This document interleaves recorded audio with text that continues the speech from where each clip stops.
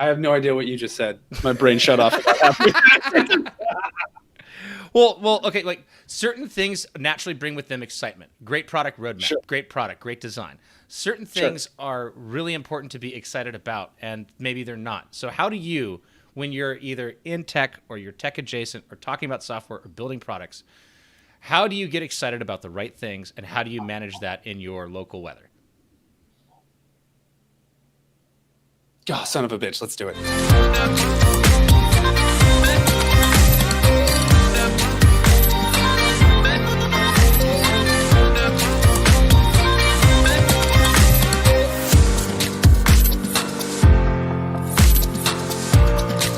And we're live. Hi, my name is Sparks, And I'm Hazeman. and we are the Space Pencils. And today, what are we going to be talking about, Hazeman?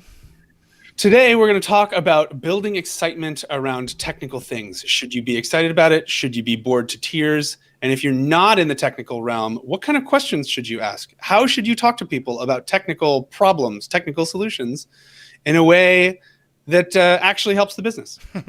Okay, so one of these that I think is a great example to churn on, and if you don't think it is, like let's move on to something else. I don't I think think it. No, okay. I think darn. Okay. I think that Apple is a perfect example of a company that people have to interact with that has a really sexy allure, a lot of mystery about their roadmap that companies have to interact with all the time. And when Apple does something, I think a lot of very great product and business people, they recognize like, okay, that's cool. I understand that that's your new feature, but we're a business and maybe that's not where we want to go. And so I feel like there's already a natural tension with how people interact with Apple products because of their history of marketing and design. What do you think? I don't know if Apple is the greatest example, although I will say they have some of the greatest technical marketing minds of any place that I've ever seen. I mean, like the level of excitement that they've built around you look at your phone and you don't type in your password is just unbelievable. It's Right? unbelievable. So it's like it's they're just so good at taking something so minor and annoying, and the fix for that minor annoying thing is just the greatest thing since sliced bread. And Right. like I believe it every time too. In I'm fact, like actually, I'm a they're sucker like so everybody else. they're so good at it that a lot of feedback from their last conference that they put on, WWDC, was that finally, because people aren't standing up and applauding every time somebody says something, that you could actually get through the conference in a shorter amount of time. Like they've actually turned the excitement up so high that people were excited that it wasn't like so much. Oh yay! Oh yes! Oh thank you. Oh, thank God. There's synergistic widgets. I mean, Yeah, yeah. okay, so I think the scenario we're talking about here is I've got something super mundane like deep links Like deep that I linking. want to improve, right? Yes. And for reference, deep linking is, rather than having to start from the same place in my mobile application, I can start from any place in the mobile application. So, if I want to go from a web page, let's say if I am booking a hotel, and instead of going from the search page and then having to search for the thing that I was looking at, I could click a button on a website and open the app and go directly into the detail page for the hotel that I'm looking at. So that's deep linking. It's the ability to come from an outside context, sort of deep into the mobile app or even the web page or the native application of any kind. And so So that's deep linking. And that how do you get your CFO excited about deep linking? yeah. Sparks, how do we do that? Okay. Here's the way that I would start that process to find out is, and I know this sounds super silly, but I think no matter what the answer is, this will be part of it. You have to start with your CFO. What is that CFO actually excited about? No, seriously, like people. Right. So people value many different things, and that's not a bad thing. In fact, it's a great thing. At a company, you will find that some people value autonomy, some people value merit, some people value like all these different things. And you, as a person, have to understand before you start telling somebody, like who is your audience? Like what is it that they value, and what is it that gets them excited? Because if you're just going to start from trying to say, I know what's going to get this person excited, then you're really not taking a read of the room. And by a read of the room, I mean a read of your audience of like what is going to drive them, because your message should probably be tuned to the audience at large, and your CFO might be one of them. you've presented two problems in the statements you've just made, and I Sorry. will enumerate them quickly. Oh, One, no. do I have to run through my entire company and have a conversation with every single person that works there? Like, what's the strategy for getting through this, right? And then how do I keep, let's say I do a great job with my CFO or the head of sales, and he's super excited, slightly misunderstands the feature, and then tells everyone that the greatest thing since sliced bread is going to arrive in 2 weeks. You mean like a React Native? How right.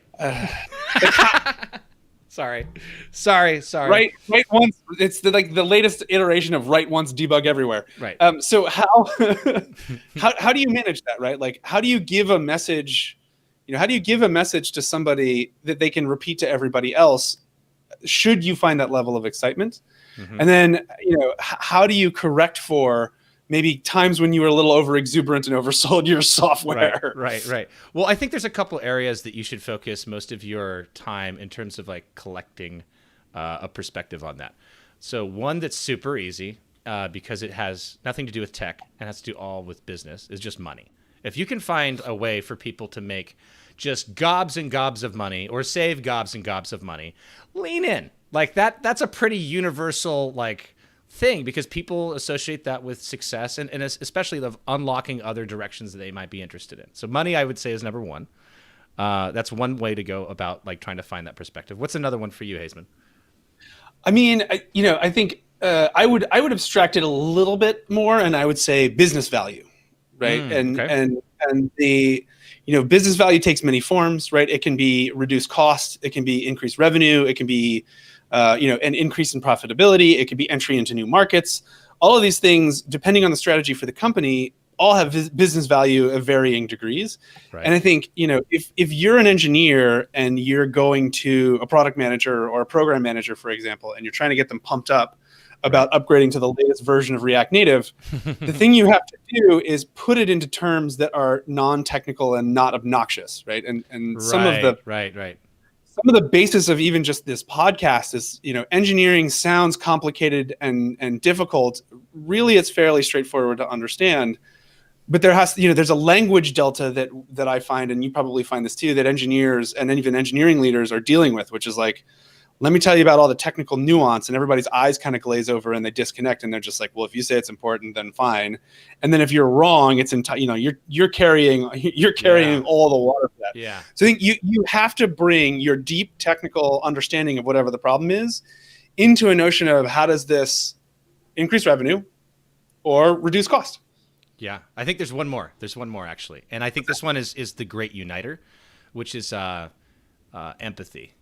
With the customer. How do we get Janet from accounting fired? No, no. I think there's something about empathy, and what I mean by that is sometimes when you're dealing with technical debt, it's really easy to look someone in the eyes and to tell them like, "Hey, you do know that Steve and Karen were here all night again because we haven't solved this problem, and they've been right." Or you know that we were dealing with an on-call issue all night, and thus.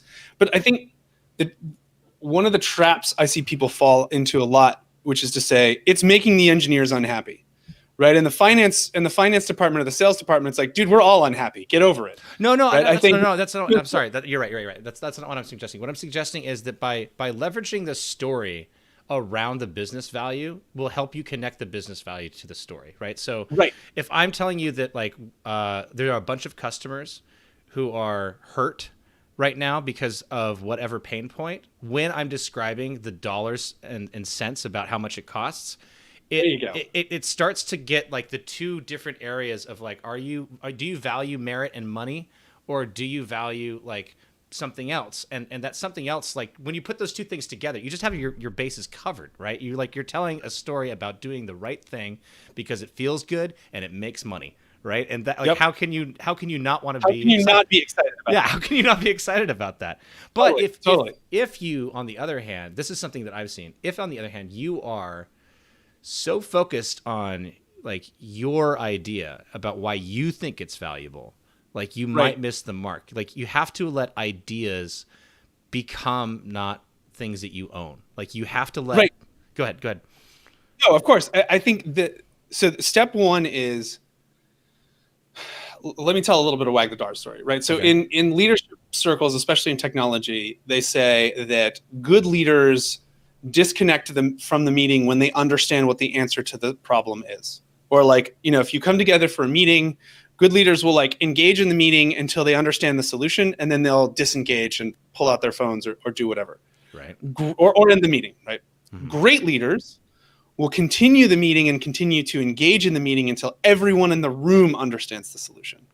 Right. And so the difference here is you need to tell a story. If you're a technical leader, you need to tell a story that excites you, and you need to get people excited about it. And then you need to shut up and let them tell the story back. And that's how you know that they can repeat it to people in an authentic way. So like you have to get them excited. Some of that might be helping, like, letting them come along with you in the journey of solving the problem, or participate in the problem solving rather than saying, hey, our engineering team is up all night. Here's what I've decided to do. And they can be like, yeah, no, don't care, whatever. Or like, hey, I think this is what we should do, but I want to get your feedback, or I want to get your take on what the answer here is. Right. And then they might be able to suggest some things that you missed, or they might just agree with you. And then great, now you've sort of packaged this problem and its solution up into a box. You've handed it to them. They can tell other people about it. And now not only do you not have to worry about, that was like triple negatives. You don't have to worry about them misrepresenting it, and they're authentically excited about it. And so they're going to carry that message for you, which means now you don't have to talk to everybody at the company. That's right. Okay, so here's another thing I think that's very useful to just kind of go over in terms of communication, is that I kind of think of communication as being super important to technical concepts. And I think you can almost model it in a technical way. There's kind of like an axis of size of audience. And then there's also kind of an axis of like longevity of message, right? So for instance, like if you want your company to do the right thing 20 years from now, like that's a very different messaging thing that has to take a lot of things into consideration, that is often done by mission statements and things by senior leadership. And values. Yeah, values. Yeah, right. Like one of my favorites is March of Dimes. Doesn't get into the complications of what they do. They just say save babies, right? It's just like, right. Wow, that's pretty laser focused, and that will be with them no matter what happens in the environment for years to come. And then you have like the other smaller things of communication, which are like, I need to let Fred know by 4:00, and it actually doesn't matter after that at all, right? And so I can as long as Fred doesn't like pull the red lever by 4:00, we're good, right? Yeah. So like, I just need to keep him busy. Yeah. So let's say you want to get a department like on board with an idea that isn't on board just yet. Like you need to like, okay, what size audience is that, right? Like, is it, it's just the marketing department, or it's just the engineering department? You can start to tune right there and say, okay, what is that group? What are they about? What is it that they are concerned with right now? And you can kind of connect with them. What matters to them? And look, I will say different things matter to different departments. Excuse me. The one thing that I will say categorically you should never, ever, ever do is say, it's complicated. Trust me. Ooh. Like there is no. Yeah. I actually got goosebumps with you saying that. Like, don't ever say that. That is just so. If you're in a technical role and you say those words, brace yourself. It's not going to end well. And if you're not in a technical role and a technical leader or an engineer turns to you and says that, you should pull the fire drill. You should pull the fire alarm. You should go physically going on there.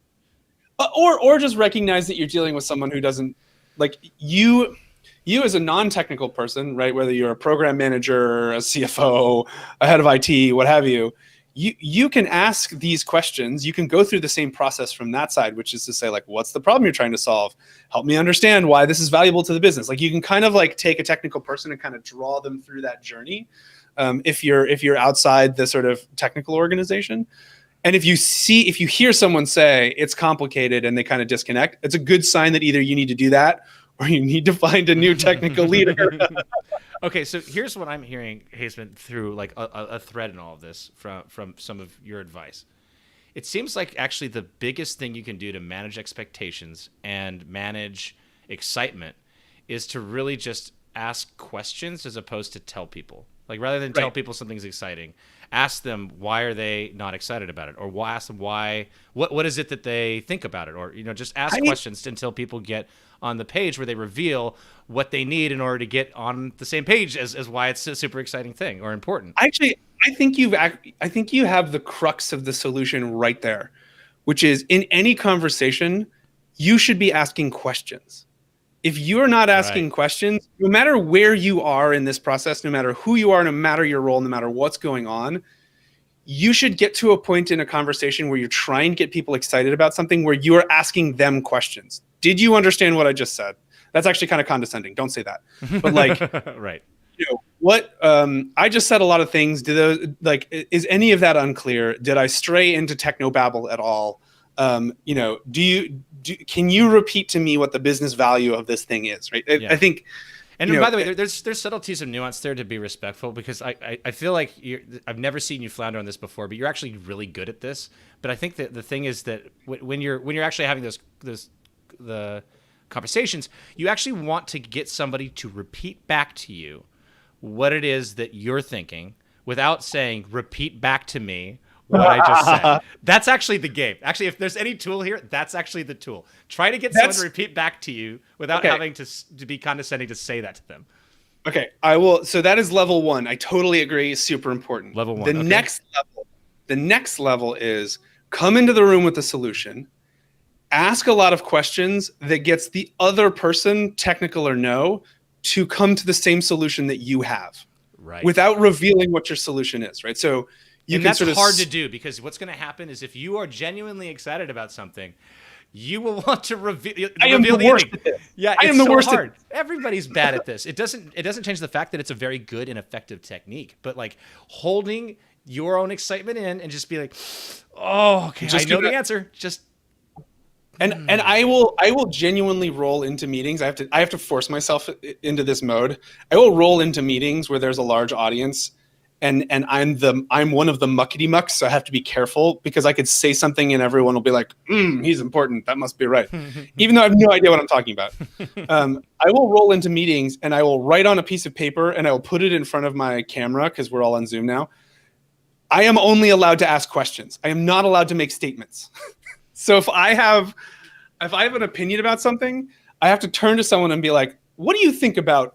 And then say my opinion. Or like, Okay. Well, consider this. And so like I will go in its most extreme form, I will go into only question mode as a hedge against my own excitement and desire to just blurt out the solution, which obviously must be the most genius thing ever. Right. So I think we got to it, man. I think what we really came down to is if you want to know how to manage the thermostat on excitement, you have to use questions. That's how you can move it up and down. And probably even your own, right? Like when you ask those questions, I once gave someone advice where they were just always right and they were rubbing people the wrong way professionally. And what I asked them to do was to just, when they were right, ask a question to prove it. Because what will happen is, one, the person will come across and think that you are much more professional than he was being at the time. Or you'll learn that you were wrong about why you were right. Like there's no way to lose when you ask questions as your methodology for managing buy-in. Either you get someone to be excited about the asking questions, or that you learned that your solution was wrong and that you're an idiot, and now you've got more information to better solve it. Like, yeah, win-win. All right. So to get now, people, hold on. Let's not wrap it up yet, because I think there's one caveat here, which is you should use questions, but they have to be genuine. Like you have to genuinely ask the question. Oh yeah, totally. From a mindset that is looking for an authentic, new, and different answer. If you're like a prosecutor and you're like, where you were there on the 14th, true? Where were you on the night the product this was developed? Where were you? The one thing people do, like people are genuinely interested in problem solving. They also genuinely have a meter for bullshit. And so if you engage in false or inauthentic questioning, you will just sound like you're trying to lead people to the answer, and it'll backfire on you. So questions are a super important thing, but you have to get to a place where you genuinely care about the answers the person may or may not give you. And I think one of the ways that you can level up with that is a good exercise is to try to be more comfortable. And I know it's so hard nowadays because we're so remote, but try to be more comfortable with silence.